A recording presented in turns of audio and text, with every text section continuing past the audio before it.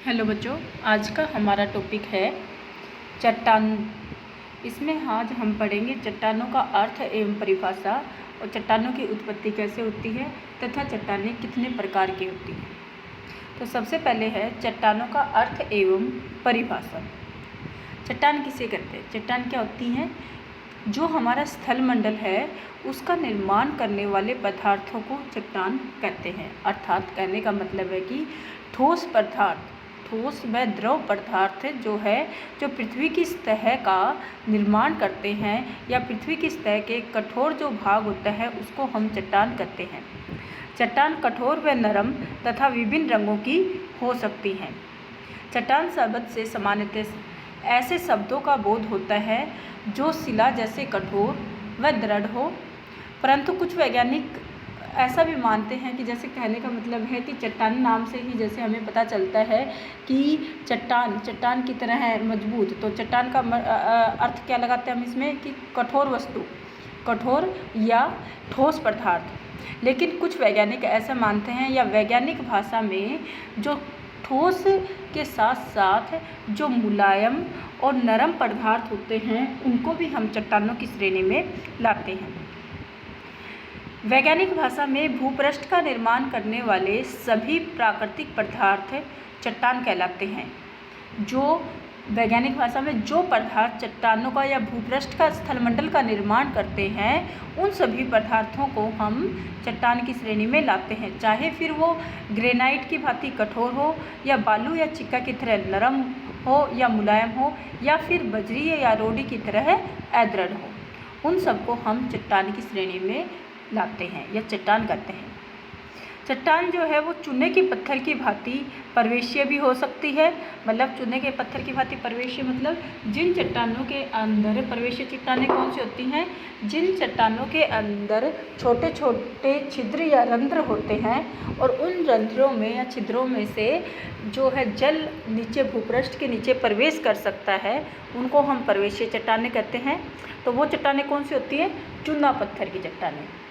तथा स्लेट की भांति अप्रवेशीय चट्टानें जिन चट्टानों में छिद्र नहीं होते और भूपृष्ठ के अंदर जल प्रवेश नहीं कर सकता उनको हम अप्रवेशीय चट्टानें कहते हैं। धरातल से लगभग 16 किलोमीटर की गहराई तक भूपर्पटी का 95% भाग चट्टानों से बना हुआ है। ठीक है, अब आता है चट्टानों का निर्माण। चट्टानें जो हैं की रचना विभिन्न प्रकार के खनिजों के संयोग से होती है कि पृथ्वी के अंदर या भूपृष्ठ के नीचे जो चट्टानों का निर्माण होता है उनके निर्माण में विभिन्न खनिज जो है सहयोग करते हैं और ये खनिज जो हैं वो प्राकृतिक पदार्थ होते हैं जिनकी अपनी भौतिक विशेषताएं तथा एक निश्चित रासायनिक बनावट होती है। और अधिकांश जो खनिज होते हैं जो भूपृष्ठ के नीचे पाए जाते हैं वो ठोस, जड़ तथा अकार्बनिक व अजैविक पदार्थ होते हैं और इन चट्टानों की रचना में इन खनिज पदार्थों का विशेष योगदान होता है। इससे संबंधित एक वैज्ञानिक हैं पी.जी. वार्सेस्टर। उनके अनुसार चट्टानें जो हैं लगभग सभी चट्टानों में 2 या 2 से अधिक खनिज होते हैं और कई बार चट्टानें जो हैं वो एक खनिज से भी मिलकर बन सकती हैं। जैसे कि एक खनिज से बनी हुई चट्टानें कौन सी होती है? जैसे चूना, पहाड़ी नमक, बालू पत्थर इत्यादि। वैसे तो अधिकांश खनिज जो चट्टानें हैं 2 या 2 से अधिक खनिजों से मिलकर बनती हैं, लेकिन कई बार कुछ चट्टानें एक खनिज के संयोग से भी बन जाती हैं। इसी प्रकार एक और विद्वान है फ्रिंच व ट्रिवार्था। उन्होंने कहा है कि एक या एक से अधिक खनिजों के मिश्रण से चट्टानों का निर्माण होता है। ठीक, चट्टानों की रचना 2000 विभिन्न खनिजों से हुई है, लेकिन इनमें से केवल 12 खनिज ऐसे हैं जो पृथ्वी तल पर हर जगह पाए जाते हैं। ठीक, इन 12 खनिजों के अंश जो है वो चट्टानों के निर्माण में सहायक होते हैं और इसी कारण इन खनिजों को हम चट्टानों को बनाने वाले खनिज भी कहते हैं।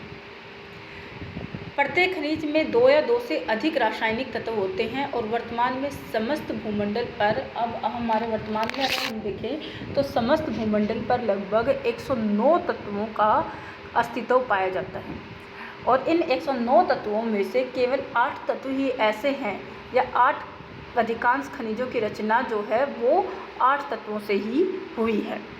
ठीक, चट्टानों का अध्ययन करने वाला विज्ञान जो है उसको पेट्रोलॉजी कहते हैं। अब आता है चट्टानों का वर्गीकरण, क्लासिफिकेशन ऑफ रॉक्स। अगर हम उत्पत्ति के आधार पर देखें तो चट्टानों के 3 प्रकार की चट्टानें पाई जाती हैं। नंबर 1 आग्नेय चट्टान, नंबर 2 अवसादी चट्टान, नंबर 3 कायांतरित चट्टान। सबसे पहले हम अध्ययन करेंगे किसके बारे में? आग्नेय चट्टान के बारे में। आग्नेय चट्टान, इस चट्टान का निर्माण कैसे होता है? आग्नेय शब्द का अंग्रेजी रूप, आग्नेय जो क्या है, आग्नेय शब्द का अंग्रेजी रूप इग्निस है। इग्निस लैटिन भाषा के इग्न से इग्निस से लिया गया है, जिसका अर्थ होता है अग्नि। जिसका क्या अर्थ होता है? अग्नि। अतः ऐसी चट्टानें जिनका निर्माण, आग्नेय चट्टानों का निर्माण कैसे हुआ है कि पृथ्वी के अंदर उपस्थित जो तप्त व तरल द्रव हैं उनके ठंडा होकर ठोस हो जाने से जिस चट्टान का निर्माण होता है उसको हम आग्नेय चट्टान कहते हैं। अर्थात पृथ्वी के अंदर जो है तप्त और तरल पदार्थ पाए जाते हैं द्रव अवस्था में। ठीक है, जब वो ठंडे हो जाते हैं और ठंडे होकर ठोस हो जाते हैं तो जिस चट्टान का निर्माण होता है उसको हम आग्नेय चट्टान कहते हैं। अब आता है इसमें निर्माण की प्रक्रिया क्या है। इसके निर्माण की प्रक्रिया है कि गर्म, तरल व चिपचिपा मैग्मा पृथ्वी के भीतर प्रचंड ताप और भारी दबाव के कारण, पृथ्वी के भीतर का क्या पाया जाता है? गर्म, तरल व चिपचिपा मैग्मा पाया जाता है। और भारी ताप और दबाव के कारण जब यह मैग्मा लगभग 60 से 100 किलोमीटर की गहराई से उमड़कर, पृथ्वी के नीचे 60 से 100 किलोमीटर की गहराई से उमड़कर जब ये ऊपर आने की कोशिश करता है, धरातल के ऊपर आने की वो कोशिश करता है, तो दरारों से होता हुआ आता है। ठीक है, अब ये धरातल पर जब पहुंचता है तो मैग्मा का जो गैसीय अंश है वो क्या हो जाता है? वायुमंडल में विलीन हो जाता है और धीरे धीरे वह गैस रहित हो जाता है और मैग्मा जो है वो लावा बनता है। ठीक है, और जब वो बिल्कुल ठंडा हो जाता है तो ठोस तरल अवस्था से, द्रव अवस्था से वो ठोस अवस्था में परिवर्तित हो जाता है और जिससे आग्नेय चट्टान का निर्माण होता है।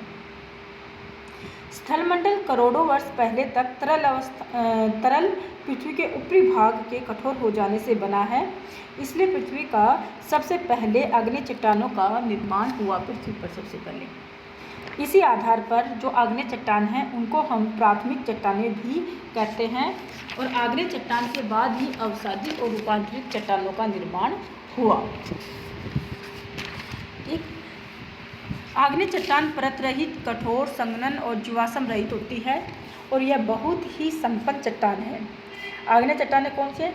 इसमें चुंबकीय लोहा, निकिल, तांबा, सीसा, ठीक है, लोहा, निकिल, तांबा, सीसा, जस्ता, क्रोमाइट, मैग्नीज, सोना, प्लेटिनियम आदि पाए जाते हैं और झारखंड में पाए जाने वाला अभ्रक भी जो है वो इन्हीं शैलों से बना हुआ है। आग्नेय चट्टानें कठोर और रवेदार होती हैं। जैसे आग्नेय चट्टानें कौन कौन सी हैं? जैसे ग्रेनाइट, बेसाल्ट, पैग्माटाइट, डायोराइट और ग्रेबो। ठीक है, ये सभी चट्टानें आग्नेय चट्टानें हैं और इनको याद करने का सबसे आसान तरीका है बिट्टू बेटा नाइट में घर आना। बिट्टू से क्या है? बिटुमिनियस, बेटा से बेसाल्ट, ग्रेनाइट, नाइट से ग्रेनाइट साइनाइट और घर से ग्रेबो। ठीक है, ये इसको याद करने का एक आसान तरीका है।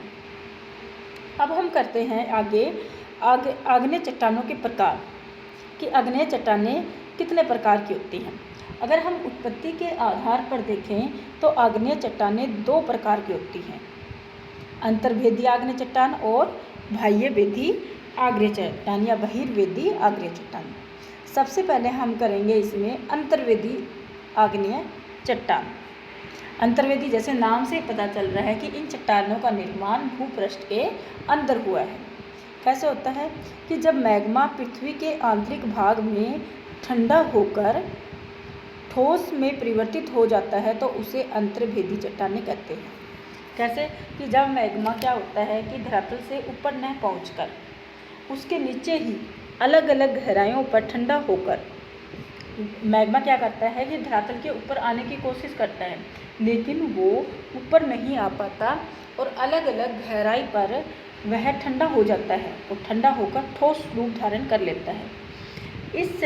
इस प्रक्रिया से जिस चट्टान का निर्माण होता है उसको हम आंतरिक आग्नेय चट्टान का कहते हैं। ठीक है, भूपटल के नीचे पाई जाने वाली जो आंतरिक चट्टान है उसको गहराई के आधार पर अंतर्वेदी चट्टानें जो हैं 2 प्रकार की होती हैं। ये भी क्या होती हैं, 2 प्रकार की होती हैं। कौन कौन सी हैं? एक तो है पातालीय चट्टानें और दूसरी हैं अधिवितलीय चट्टानें। सबसे पहले हम करेंगे पातालीय चट्टानें। पातालीय चट्टानें कौन सी होती हैं? पातालीय चट्टानों का नामकरण प्लूटो के नाम पर किया गया है, जिसका अर्थ होता है पाताल देवता। ठीक है, अब जो अंतर्वेदी आग्नेय चट्टान है, बहिर्वेदी है आग्नेय चट्टान है, उसमें हम सबसे पहले कर रहे हैं अंतर्वेदी आग्नेय चट्टान।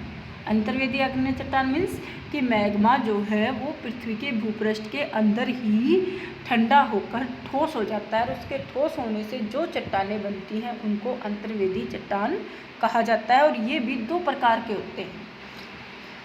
पृथ्वी के अंदर भी 2 प्रकार की अंतर्वेदी चट्टानें होती हैं, एक तो पातालीय चट्टान और अधिवेदी। सबसे पहले पातालीय जो चट्टान है वो, इस चट्टान का नामकरण जो है वो प्लूटो के नाम पर किया गया, जिसका अर्थ होता है पाताल देवता।